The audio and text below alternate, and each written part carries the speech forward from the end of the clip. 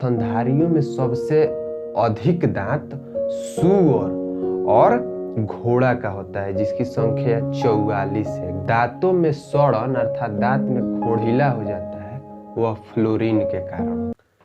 Hello, मैं राहुल आज आप लोगों के लिए बायोलॉजी से संबंधित एक टॉपिक दांत के बारे में कुछ बताने आया हूँ। तो आइए जानने का प्रयास करते हैं कि दांत क्या है। देखिए, मानव में दांतों की संख्या 32 होता है। 2 बार निकलने वाले दांतों की संख्या 20 होता है और मानव के जीवन में कुल दांतों की संख्या 52 होता है, अर्थात मानव के जीवन काल में 52 दांत निकलते हैं। आइए अब समझने का प्रयास करते हैं कि दांत क्या है। देखिए, दांत के अध्ययन को ओडोंटोलॉजी कहते हैं। देखिए, किसी भी शब्द में अगर विज्ञान में लॉजी लग जाता है तो उसका अर्थ होता है अध्ययन। जैसे साइटोलॉजी, साइटो का मतलब होता है कोशिका, और लॉजी लग गया यानी कोशिका के अध्ययन को साइटोलॉजी। जैसे हिस्टोलॉजी, हिस्टो माने उत्तक, लॉजी लग गया तो हिस्टोलॉजी यानी उत्तक का अध्ययन। जूलॉजी, जू माने होता है जंतु, लॉजी लग गया तो अध्ययन यानी जंतु का अध्ययन। आइए समझते हैं कि दांत का निर्माण कैसे होता है।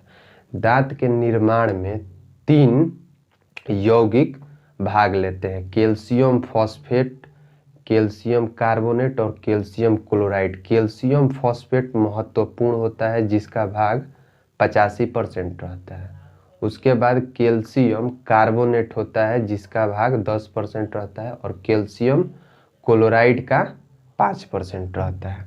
देखिए, दांतों में सड़न अर्थात दांत में खोखिला हो जाता है, वह फ्लोरीन के कारण होता है। ठीक है, दांत में देखिएगा कभी कभी खोखला हो जाता है, वह फ्लोरीन के कारण होता है।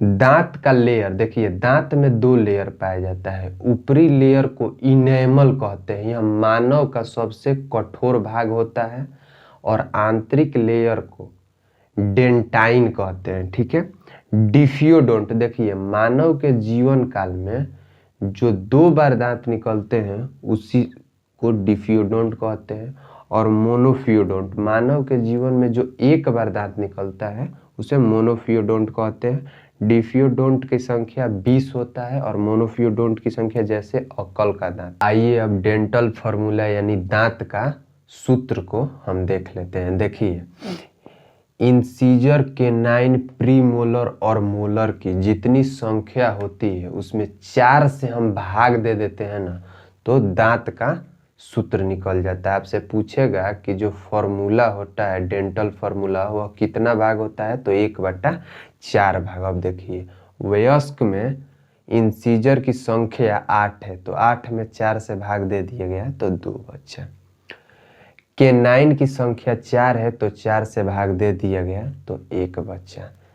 प्रीमोलर की संख्या 8 है, तो उसमें 4 से भाग दे दिया गया तो 2 बचा।